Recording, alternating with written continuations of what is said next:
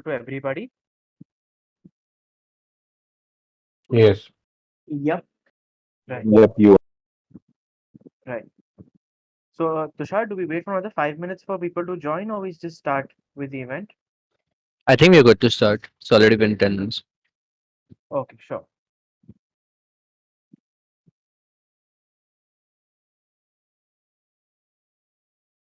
Uh, okay, so a very good evening to one and all present. My name is Kushagra, and I welcome all of our distinguished mentors, organizers, and participants to this very special and informative live question and answer session for GSoC 2023, which is brought to all of you by the collaboration of the ALiAS community at Amity School of Engineering and Technology and the open source developers community of JP Institute of Information Technology. Let me just give a brief introduction about both the communities. ALiAS Amity Linux Sapiens Assistance is Amity's largest open source community and is run completely by volunteers like me and a lot of others present in the audience here with us. At ALiAS, we organize events that not only help you academically, but they also play an important role in the professional world, as people call it. OSDC is an open source developers community based out of JIIT. It comprises of members and alumni from various colleges globally. Like ALiAS, they too organize events like meetups, hackathons at both intra and inter college levels. Another pro tip, OSDC is not exclusive to just JIIT students, so feel free to interact with them and make the most out of this opportunity. Before we dive into the extremely exciting Q&A session planned for you guys, I would like to introduce our panelists, or in other words, previous GSockers who have been kind enough to take some of their time out for all of you. Another pro tip: some of them here are even coming on as mentors in the coming 2023 session. So stay tuned for those. So the first one, and I request all of them to turn on their cameras as I speak, is Tushar Malik. He has contributed at Joomla in the 2022 edition. Tushar will also be coming in as a mentor this year. Aryan Porwal, he has contributed at the CEF Foundation in the 2021 edition. He is currently working as a software engineer at a very popular company, Zomato. Ayush Sahu has contributed at Postman Async API in the 2021 edition and is currently at B7 AI. Varun Acharya contributed at Public Lab again in the 2021 session and is currently at Acunox. Saransh has contributed at Payvam in the 2021 session. He has been a mentor at NumFocus for the 2022 session. Last but not the least, Karthikay Bhutani. He has contributed at EOS Python Software Foundation in the 2019 edition and has been a mentor for 2 years from 2020 to 2022. We now have a veteran house after all. Now, with the introductions out of the way, I now invite all of the participants one by one to start asking whatever they have in mind. Remember, this is an Ask Me Anything session, so you can legitimately ask anything and absolutely anything you have in mind.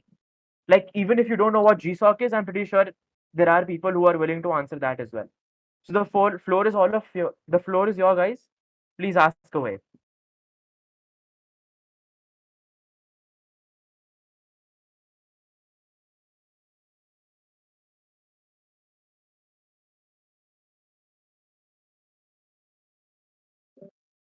All right. So I'll ask the first question because I am not quite very familiar with this field. So just in brief for all of us, can any one of you tell us what GSoC is and how is it helpful in helping us build a successful career in this field? Anyone, any of the panelists could volunteer.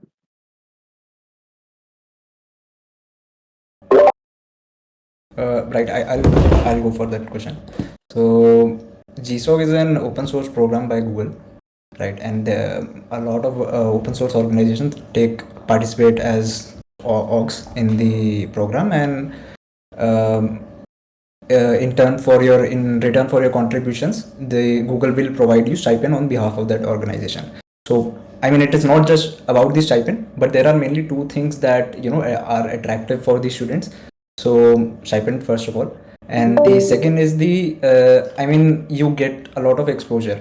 So as a student, if you are I mean, if you are studying in first or second year or third year, whatever, you never get the exposure to work with large organizations and to see a very, I mean, scalable code base, right? I mean, you have must have worked with personal projects and all, but the code base that you get to work with in these program is gives you a lot of exposure, right? So I think that is the main advantage for participating in these programs. And of course, the I mean, the merits and the certificates and everything, um, the GSoC tag is something a lot of students, this fancy tag, a lot of people run behind. So yeah, I mean, I think the most of the most important thing is the exposure that you get to work with the large code base. So yeah. Okay, that is something that is very prestigious as far as you know it's concerned, right? Um,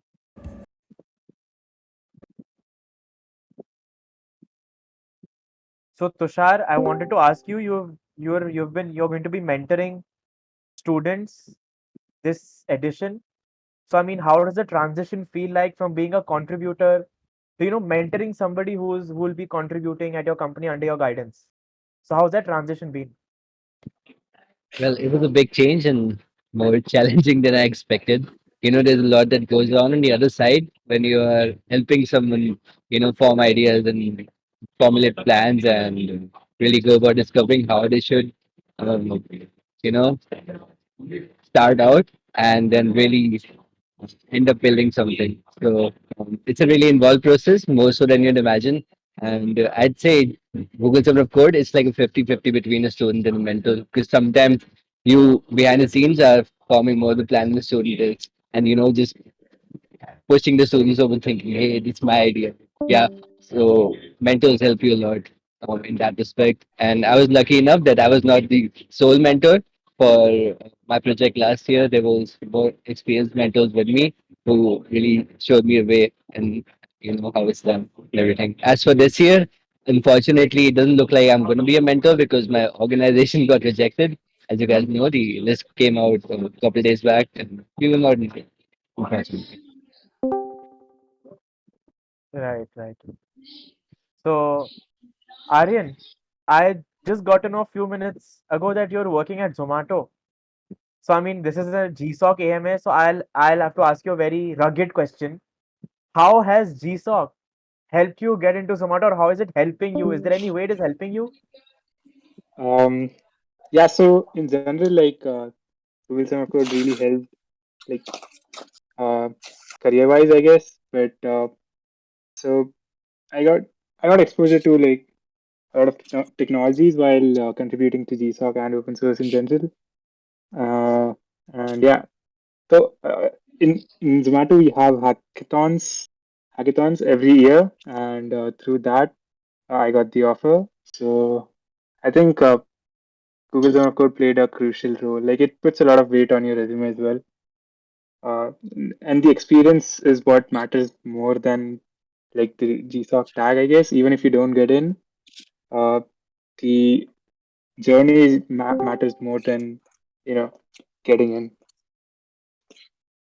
Right, right, right. So okay, I'll just keep asking questions because I am just I having had a a lot of. question. Yeah, please, Venkatesh, please go ahead.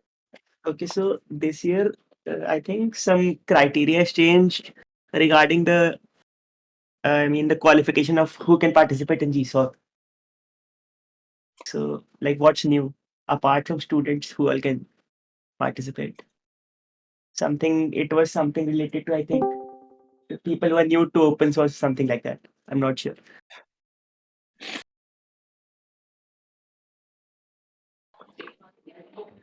Iman, Okay, would you I'll like take. to take that? Okay, yeah. We had some discussion about this in our organization as well. So the point is that you do not have to be a Did student, you but hear that? Or okay, am I audible? Yep. Yeah, perfectly. Okay. So the point here is that you do not have to be a student, but you have to be a beginner in open source. You can be a working professional, but let's say you're not contributing to open source, you can still join GSoC. But if you're a working professional already working on an open source project, then you cannot. So, like, what's the exact criteria, as in how do they decide whether you're a beginner to open source or not? I don't think there is a specific threshold for that. I mean, your mentors would know if you are a beginner or if you already know how to like work on big open source projects. Yeah, Okay. I think that pretty much covers it. I'd like to add that for you as a student, this year is not, it doesn't matter as much as it did last year, in which where there was the ambiguity for students too, because the beginner to open source criteria also applied to students. This year we decided, the Google Summer of Code admins decided to remove that criteria for students. So if you're a student, regardless of your experience in open source, you can apply. If you're a professional, then again that ambiguity is going to apply to you, and then it's going to be up to your and the organization's judgment whether you are eligible or not. Okay. So it's ultimately up to the organization. Right. Okay, so while we wait for more questions to come, Ayush, can you tell us in brief what was your project about during your time at GSoC? Yeah. So, do you guys know what are specifications? Like, basically, it's a document that defines the structure of like something. Let's say for an API. So, I worked under Async API. It was an umbrella organization that we had worked under Postman. And Async API is basically any specification, a document that uh, does something like you can generate code from it and all that. So my task was to find, let's say there are two versions of the same document. Like let's say it was previous version V1 and we did some changes to the document and made version 2. So my job was to find the difference between those two files. It was basically that. And like there are different types of outputs. We have to do a lot of stuff. Like let's say how do we determine if the change is breaking, whether it will break your production code or not. So that was that was the community aspect of it. Like we had to ask the community whether you would like this change to be a breaking change or not. And then there was code which we made using JavaScript and all that. So yeah, that was basically it. And I've been like working on the code even after GSoC. I have a PR pending right now, and I'm keep improving the code. We do every day like some day meetings, weekly meetings to decide what should be done next and all that. So yeah, that's it. All right. I have a question from the chat. So the question goes, it's been asked by Vijit. So is it okay to learn something while doing GSoC? Like I might not know the things beforehand, well, entirely. So is it okay to learn something new while doing GSoC? Yeah, I would say yes. Like everyone does it. Nobody knows everything. So like I would expect everyone to like on GSoC try the organization that you feel challenging. Like it should challenge you in a way like you learn something out of it. So yeah, everyone does it. Nobody like most of people don't know the tech stack and anything. They just find the project interesting and like they go decide and like they want to learn more about it. So like they just do that. Okay. Then Hero Brian has another question. At what time of the year did you all start contributing in some organizations? Roughly, if you could start, if Aryan could start by answering that question. Okay, Aryan. Then we can go to Ayush and then I, I was gonna go turn off the lights, but so I started contributing very late actually because I had another organization in mind, but it didn't come to GSOC. Uh, so my first pull request was actually pull requests don't really matter. Like it does matter, but in my org it doesn't matter that much. What mattered was communication with the other members of the community. I was actively involved since like a month or two before the organizations were uh, after the organization was announced. I think I don't remember exactly, but yeah. So communication matters more than just pull requests. Right. Ayush? Yeah, it was pretty late for me as well. I started contributing after the organization list were announced. So basically, yeah, the communication was the key because I went into their community channel first and then just introduced myself and like said I would like to be a GSoC participant this year. What should I do and all that. So they forwarded me, like they told me what to do and all that.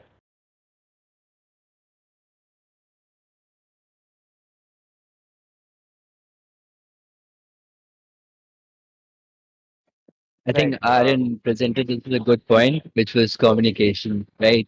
And so for the past months, I've talked to many of you, some ALiAS members, some not, some at Amity, some not.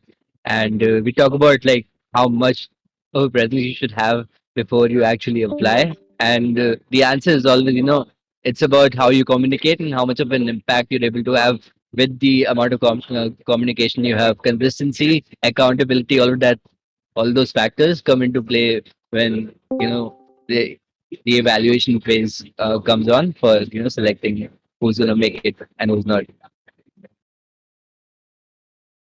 Right. Saransh, when did you start? For me, it was the beginning of February, around 1st or 2nd February. And yes, communication plays an important part.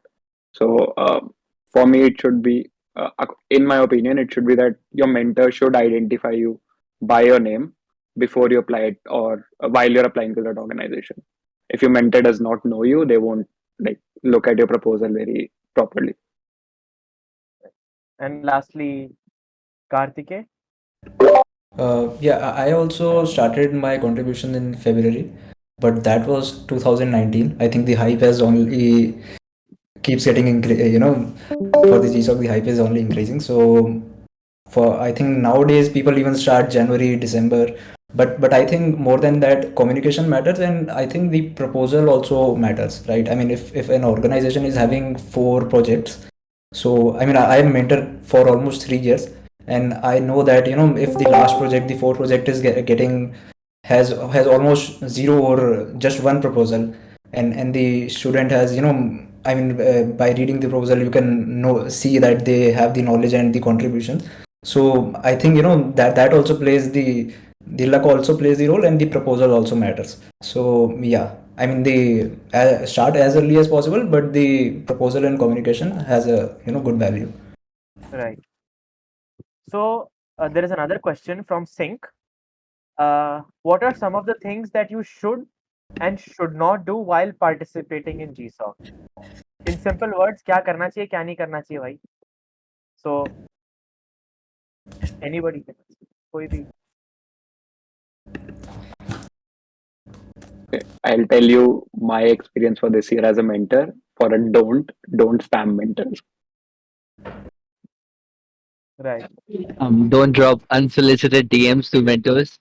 Communicate in public channels as much as possible, unless you have agreed to communicate in public and private beforehand.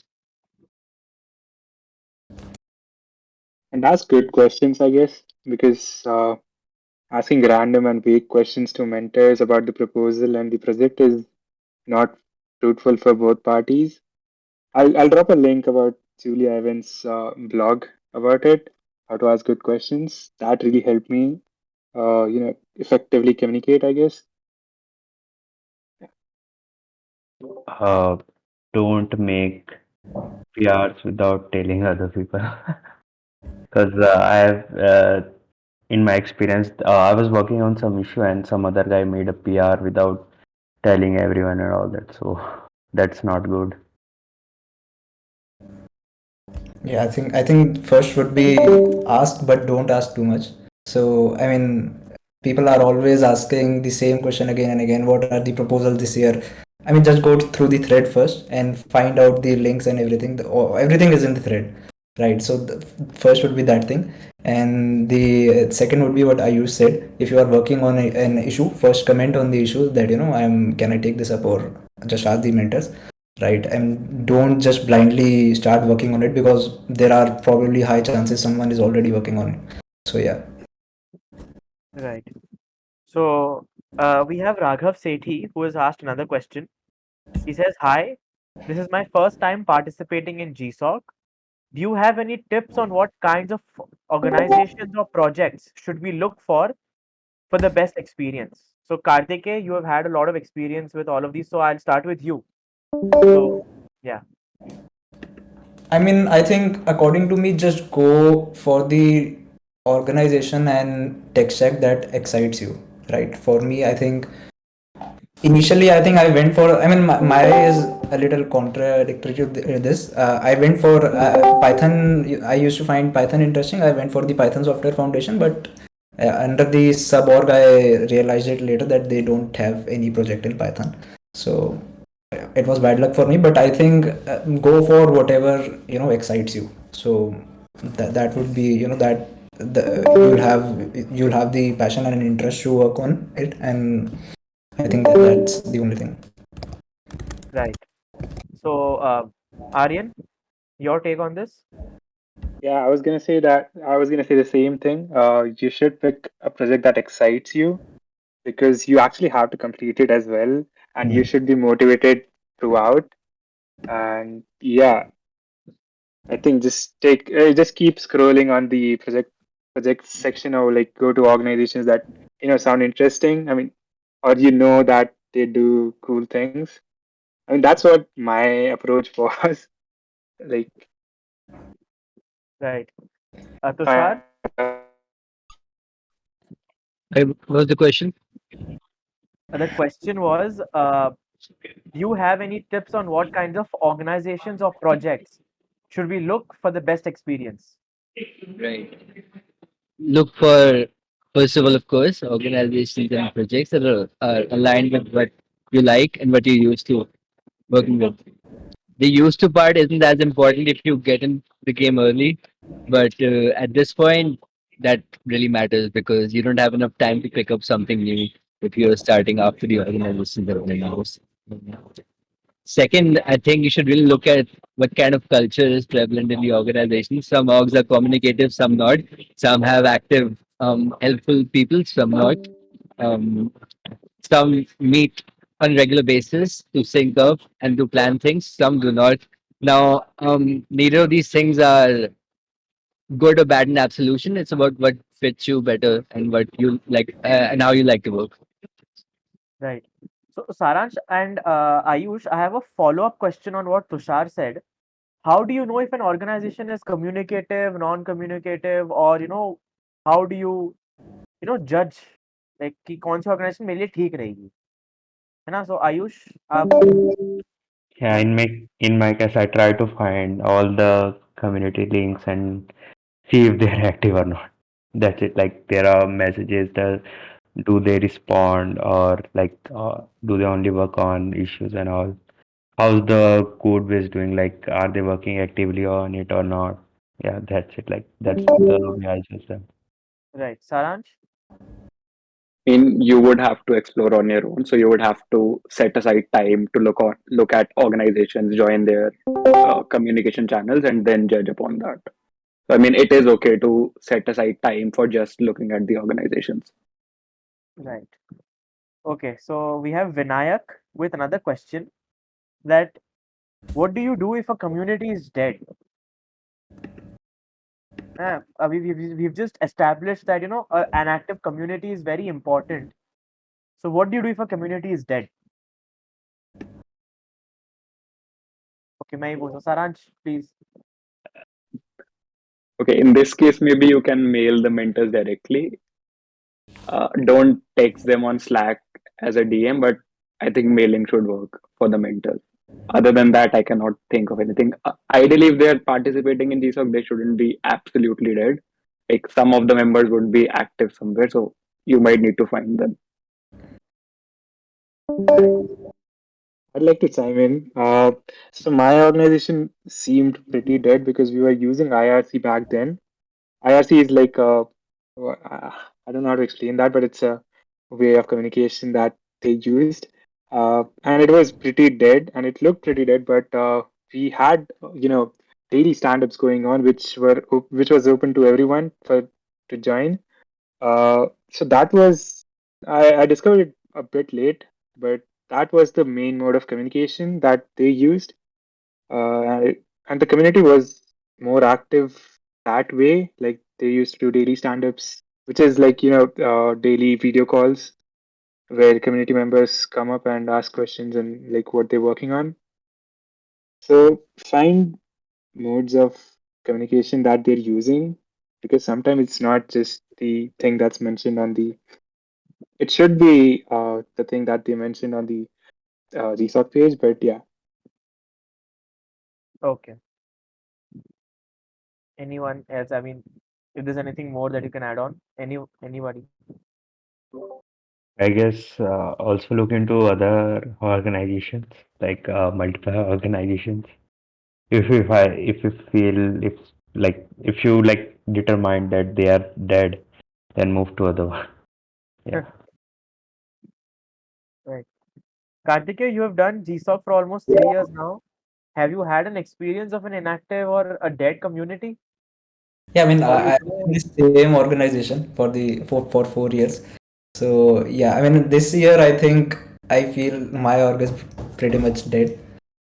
So this year we won't be participating. I mean, we have other things, but I think before moving to another organization, surely keep backups, but you have to be a little proactive. So most of the orgs, what they do is all of the, I mean, all the year we do not generally talk on the general channel or the GSOC channels, the public channels, right? They have their private channels to talk about stuff. So I mean, even though it looks pretty much dead, just be a little proactive and ask the mentors, is there any other channel that I can join? Or I mean, are there any stand-ups or anything that you can be that you can be part of? So yeah, just before moving to other organization, just ask the mentors first. right. Okay. Tushar, you have anything to add into this? No, I think others have covered pretty well. Okay. Then let's just move on to the next question. Hero Brian has asked, GIT repositories of big organizations are quite overwhelming. Right. So how do you start understanding the basic code base of those organizations?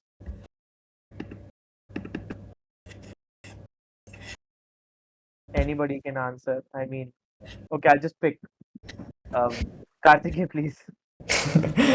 So I mean, that's not just with the organization. Even when you start the job, that's the same case, right? So that's not just with the open source organization.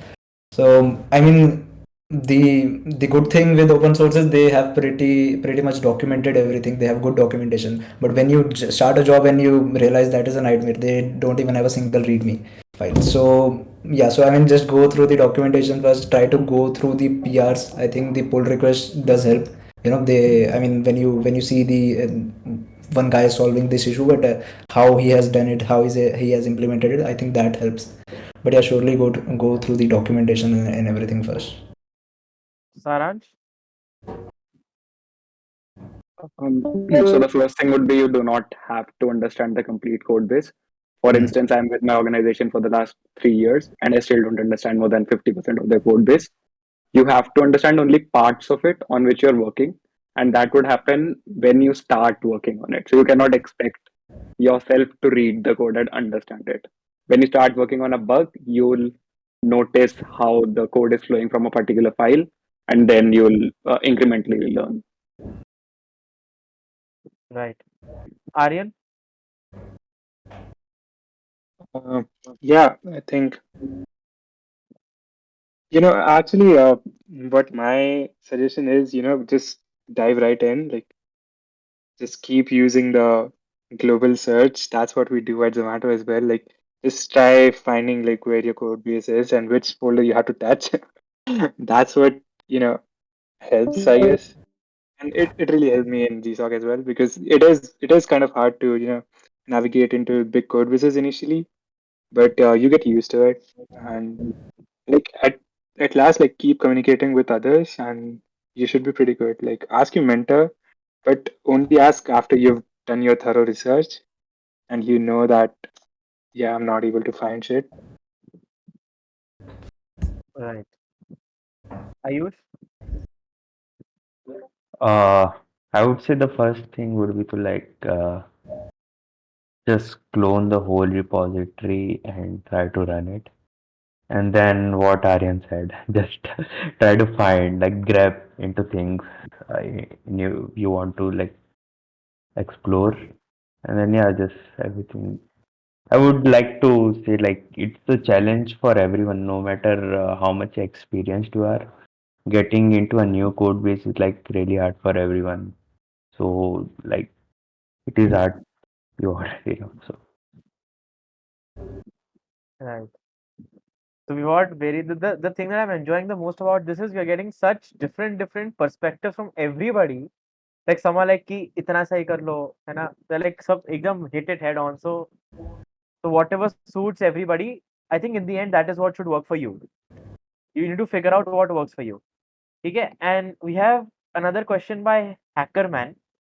So he said कि भैयाज बढ़िया proposal लिखना सिखा दो, है ना. I'll rephrase that in a more skeptical manner. है ना, what in your opinion hit right about your proposal that made you a GSoC contributor? That is a much skeptical way to ask the question. So Tushar, please. Well, I'll be honest here, I never drafted a GSoC proposal myself because first it was another program and then it was I was a mentor for GSoC. So, but in general, I think your proposal should be strong in terms of what you have to do, when you have to do that, and just like an overlook of the entire timeline and good technical details about how you think something should be implemented and what trade-offs you're making with a certain decision. So, yeah. Okay, Saransh.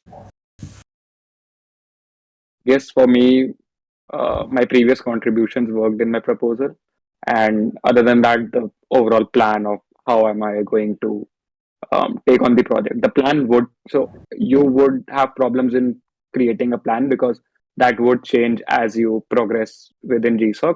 But an initial skeleton must be agreed upon with your mentor. So it shouldn't be that your mentors do not know about your plan and then you suddenly write out a plan in your proposal and submit it to them.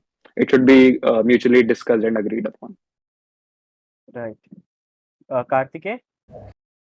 Yeah, I mean, apart from the general things, I think look for every organization have their own templates, right? Every organization have some specific things that they look for, and the first thing would be ask the alumni for the proposal if there are any, right? Try to I mean go through that template and cover most of the things, and for our organization, I think I mean, if you have implemented a mock-up or prototype or something before writing a proposal. For example, you are trying to move a server to a serverless whatever, but and you provide a mock-up to that, you provide your own GitHub repository. Apart from the contributions, you provide a prototype for that. That gives you extra brownie points. So I think that is a, I mean, according to me, that is a must thing. If you have a mock-up or prototype or something in your proposal, that, I mean, your chances are really you have good chances of getting selected. So yeah. Right. For Ayush and Aryan, I had a bit of a follow-up question on this. है ना, जैसे अभी कार्तिकेय ने बोला कि हर organisation का एक template होता है ना. So another hacker man has asked a follow-up question on this only, that does the organization actually help you with the proposal in a certain way? So Aryan, please. So at least in my organization, there was no template as such, but you can but there are general things, and even on the GSoC student guide, which is published by Google, they do have a template, I think, as far as I remember. So you can follow that. It has, the bullet points that you need to put, like the main headlines that you need to put. And yeah, it is definitely, a big and important part. And what was the other question that we asked? So the question that I asked initially was, what worked for you, in the in the proposal, like what, according to you, you did right that you got accepted, right? That was the first question, and the follow up on that was, do organization actually help you in in building your proposal better? Yeah, the organization does help you a lot. Like Okay, you can ask your mentor as well, like for when you have to submit a draft to your mentor, and they'll give you a lot of follow up things that you need to improve, that you can improve upon. So yeah, that's very important. right. Ayush? Yeah, same thing. I bugged my mentor about like I made a draft proposal and then I just said, "Hey, look at this.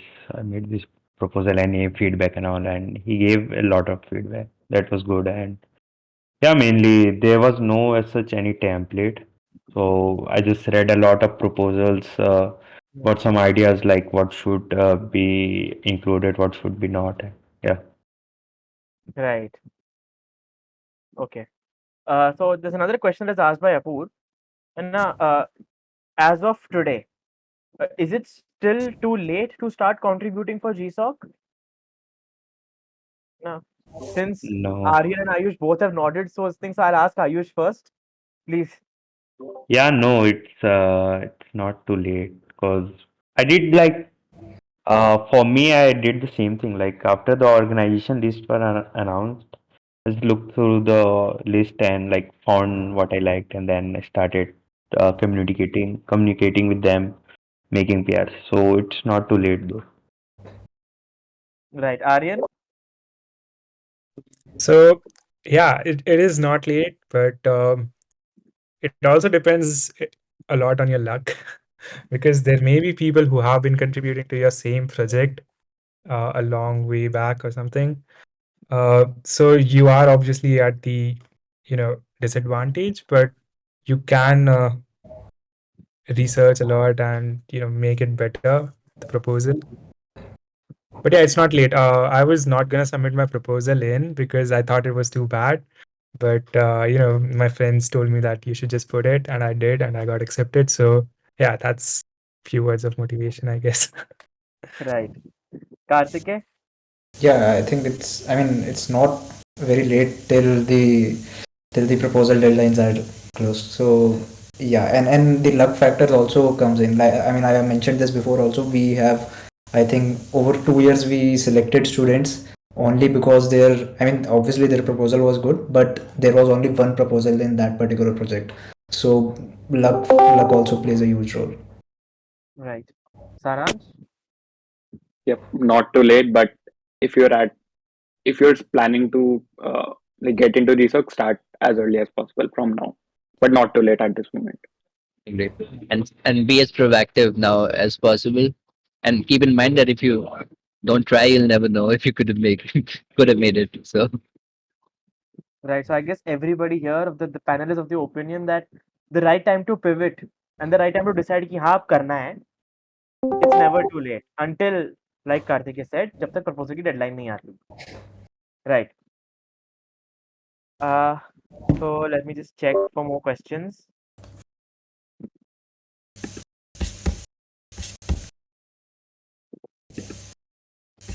there's one from Hacker Man. Just came. Okay.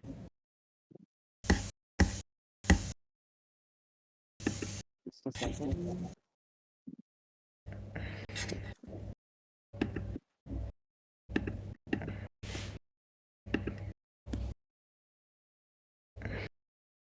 Okay.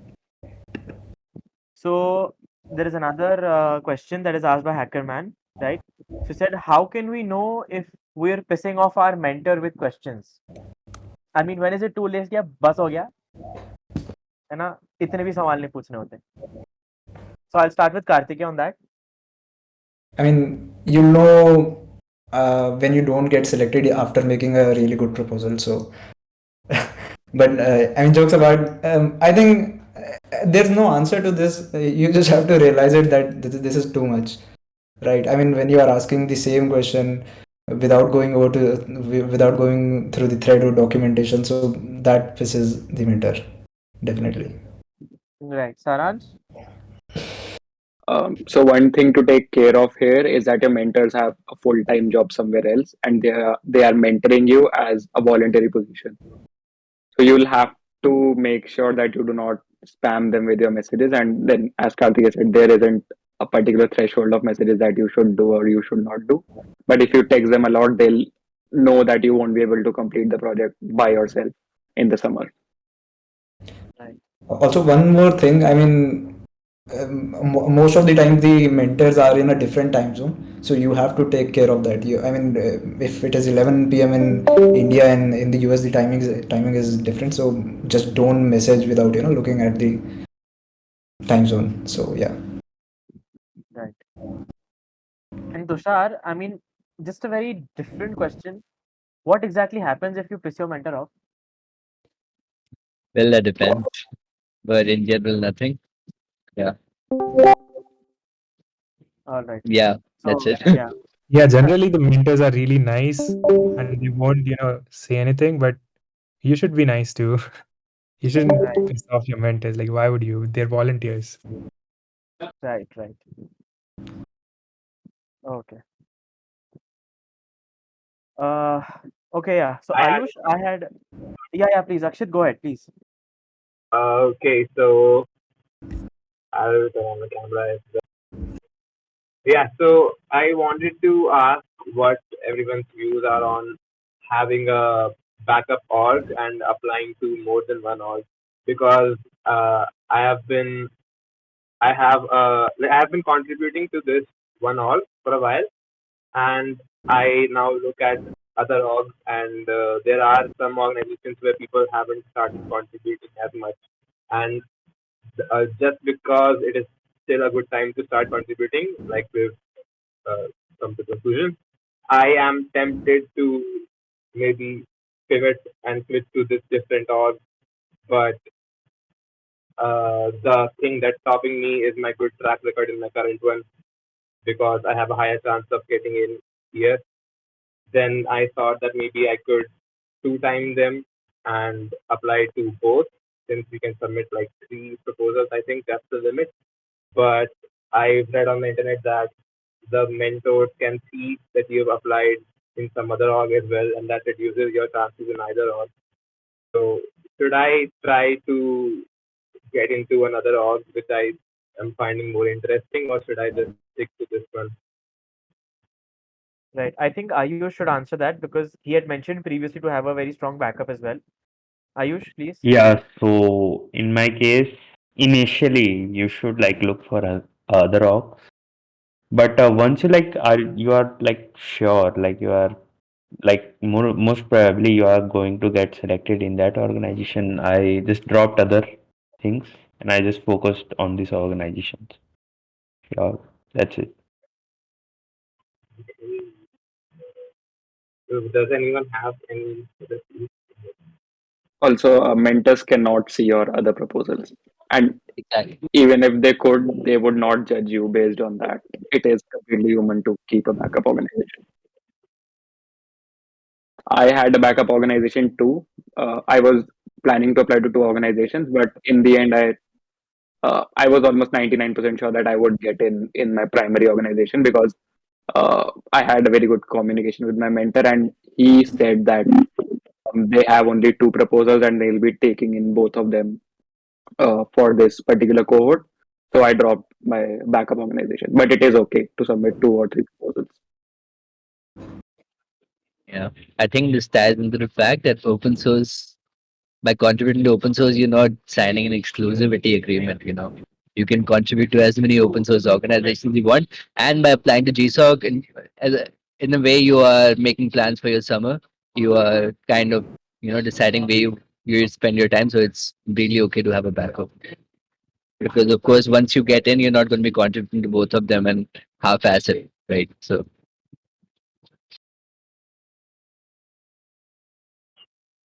Thank you. That is my question. Right. So just to summarize, it's good to have a backup initially, but once you've decided ki, yes, I want to work in this line and I want to work in this project or in this domain, then it's better to stick to that. Right? All right. So now we're going to look for more questions if there are any.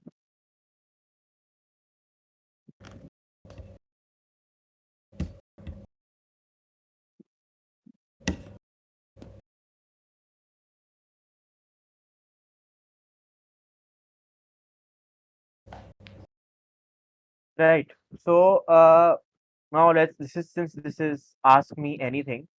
So I, as a layman and even code reaper, would want to ask, what is the application process like? I mean, just in brief, and it's very thing. Like, what is that? So, Saransh, if you could just take us through the application process. For the, I think the application process only consists of your proposal and a few questions that they would be asking on the Google Summer of Code website. Other than that, you should get your proposal reviewed by your mentors initially. And I think after that, you will just have to wait for the results because mentors are not allowed to communicate the results to you, even if you do get in. Right. Right. Right. Anybody else would like to add on anything in this? I mean, Yeah, that's pretty much it. But the most important part to the application is the proposal itself. So make sure you plan when you're gonna make it and when you're gonna present the draft of the proposal to your mentors well in advance, so you don't miss the deadlines or you're not too late and you have to rush through it. right. Okay. So another question that I had was, I mean, in terms of skill set, do you need to, know how to code in a particular language smoothly? I mean, you should know everything about that language, or is it okay to have some less amount of knowledge but willingness to learn? Because I guess GSoC that we've established is a great learning experience, is great exposure. So yeah, Kartikeya, your views on that? Yeah, I mean, I think definitely some experience is required to make the contribution and to write the proposal. But it's totally okay to learn things along the way when if you are selected. But yeah, I mean, definitely, you definitely have to, have that confidence and willingness to learn because, if you are not able to catch up with the project and the deadline and the evaluation, so then the mentors might not have any other chance in to just to fail you. So you, if it's okay to not know everything about that tech stack, but you have to catch up and learn everything. Right. Ayush, Yeah, your view on this?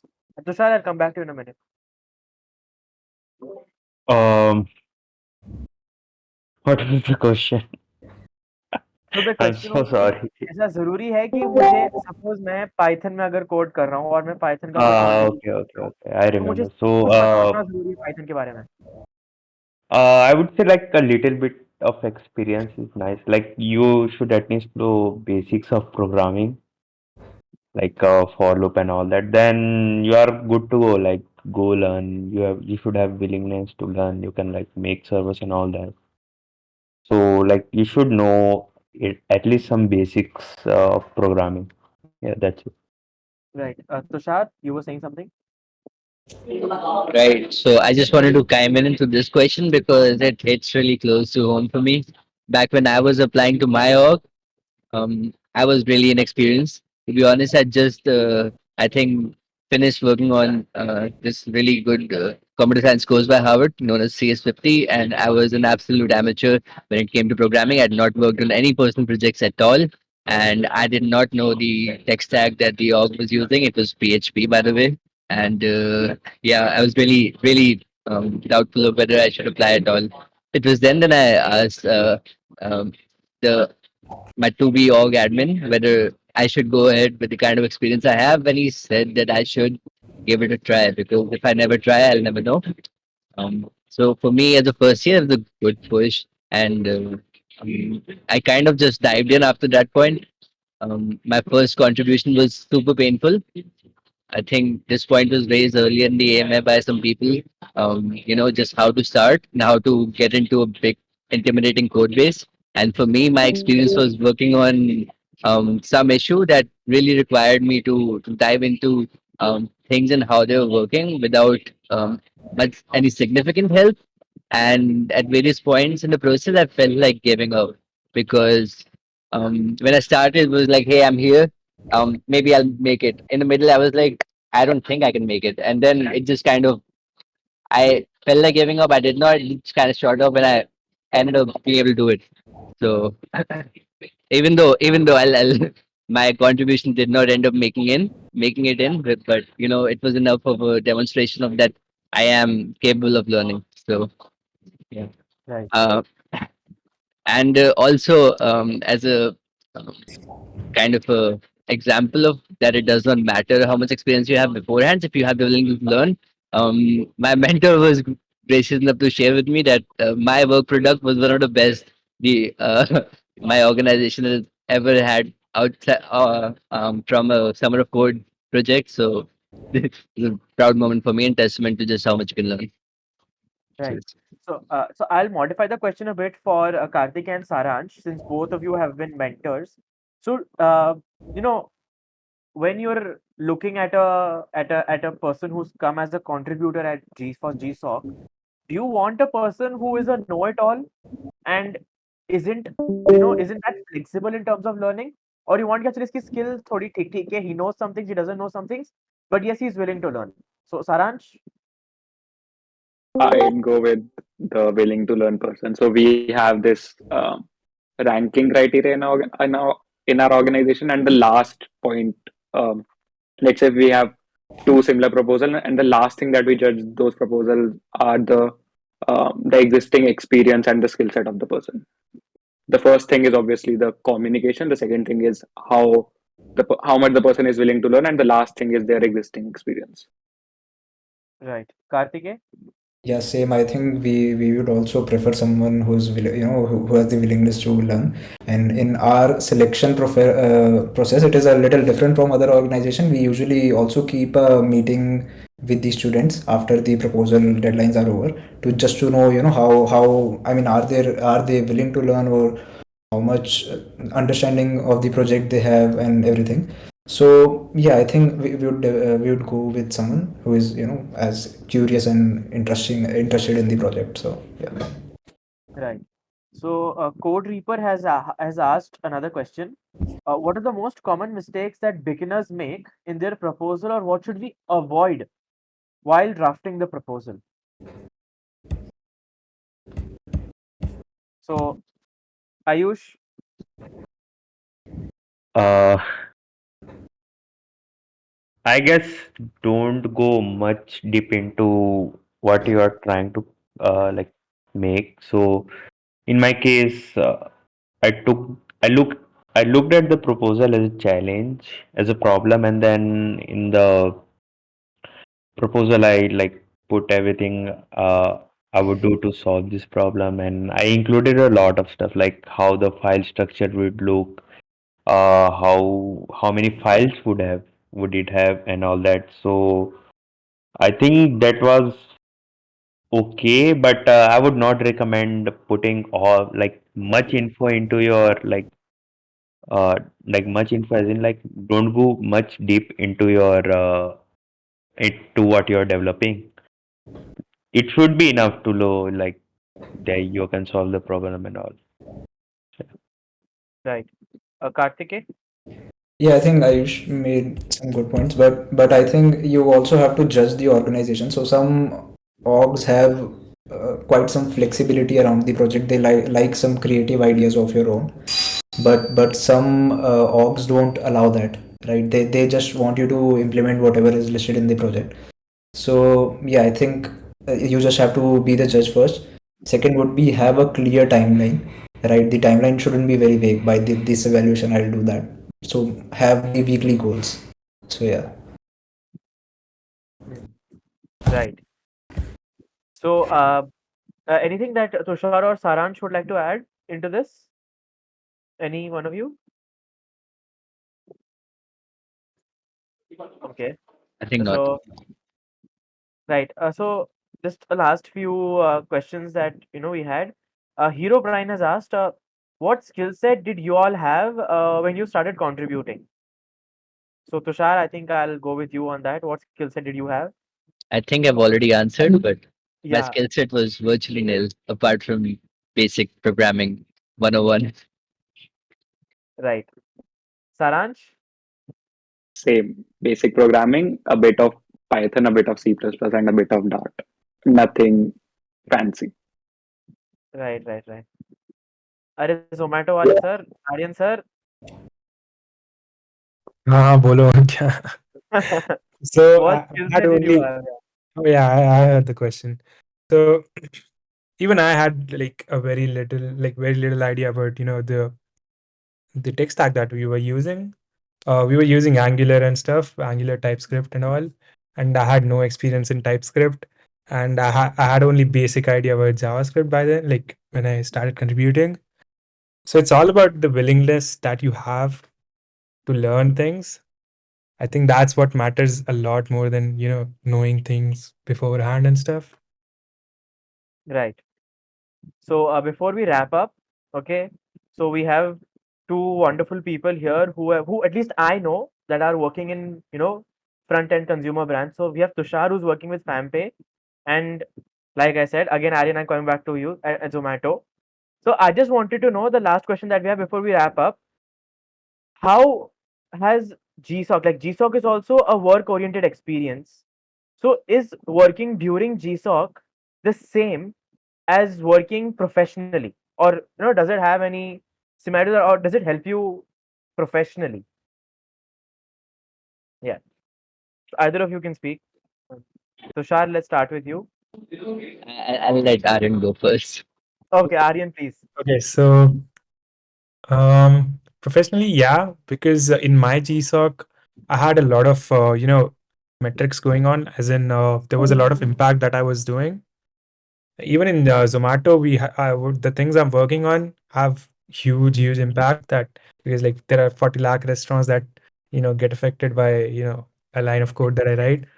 So I think yeah. And what was the other question that you asked? That how like when you're working during the Google Summer of Code, okay, Hmm. how is that experience similar or different to the experience that you're working now? Yeah, and the thing is, in GSOC you have a lot of documentation, as someone else also pointed out. In the actual org, you might not have that extensive documentation, but so I think GSOC helped me a lot in getting prepped up and like navigating the code bases and everything. But essentially, I think it's pretty similar. Uh, Although it depends on your organization as well. Because I think GSOC is because it depends on your project, but it is kind of part time. But when you're professionally working, you are doing it full time.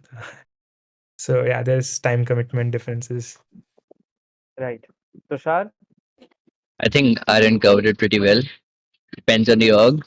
But Right. in general, you'll find that in a professional startup environment, a lot more teams involved. Finances are discussed, resources and how many people are going into something. Um, Things are reviewed before they're done a lot more than they are in a general open source org. But we learn so many things that are just shared, Git flow, reviewing code, nudging people, going after them. Yeah.